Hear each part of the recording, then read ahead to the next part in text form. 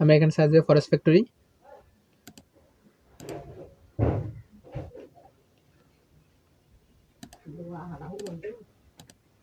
Forest factory চলে আসবে, তো একটা ইন্টারফেস আসার পর আমরা দেখবো যে ইন্টারফেসে আসার মাত্র আমরা প্রথমে যাবো ক্যালেন্ডারে যাওয়ার মাত্র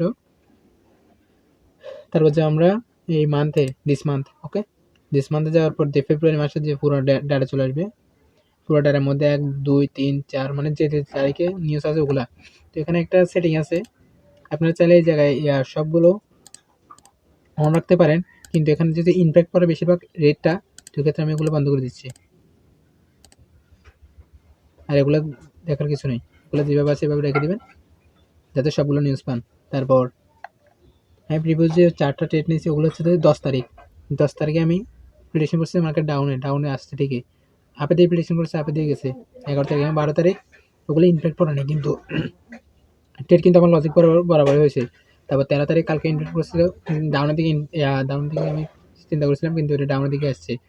আর 14 15 16 যেহেতু শনি রবি সোমবার, যার কারণে মার্কেট বন্ধ এবং নিউজগুলো নেই, ঠিক আছে। তারপর 17 তারিখ আর একটা নিউজ আছে, ফেব্রুয়ারি 17 তারিখ। আপনারা এই জিনিসটা মিলে নেবেন। ওই দিনে 7:30 PM, ওকে 7:30 PM যেদিন সিএডিতে নিউজ আছে, এবং আমি মনে করি ওই দিন মার্কেট ডাউন ডিরেকশনে যাওয়ার পসিবিলিটি বেশি, ডাউনে। তো ওদিকে সিগন্যাল হচ্ছে ডাউন নিউজ।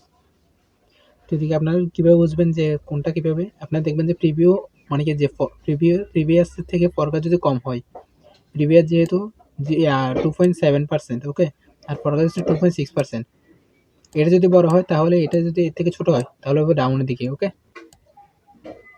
প্রিভিউ থেকে যদি ফরকাস্ট ছোট হয় তাহলে হবে মার্কেট ডাউনের দিকে, ঠিক আছে। তারপর যদি আরেকটা দেখাই, তো প্রিভিয়াস 2.7%, কিন্তু ফরকাস্ট 2.5%, মার্কেট ডাউন দিকে আসছে, ঠিক আছে, ডাউনের দিকে আসছে। তো সেমভাবে মার্কেট এখানে দেখাচ্ছে কি 0.2%, এখানে দেখাচ্ছে 0.3%, তাহলে মার্কেট কি উপর দিকে যাবে, ওকে। এইভাবে আপনার নিউজ প্রেডিকশন করবেন। তো আমি 17 তারিখে বলতেছি যে মার্কেটটা ডাউনের দিকে যাবে, আপনারা সবাই মিলে দেখবেন। কীভাবে আপনারা ফরেক্সের ফ্যাক্টরিতে নিউজটা আইডেন্টিফাই করতে পারবেন কোনটা কোন দিকে যাবে।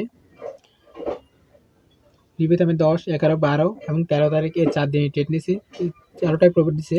ওই লজিকে আপনাদের বলতেছি যে পরবর্তী ট্রেডগুলো আপনি কীভাবে নেবেন। ধন্যবাদ সবাইকে।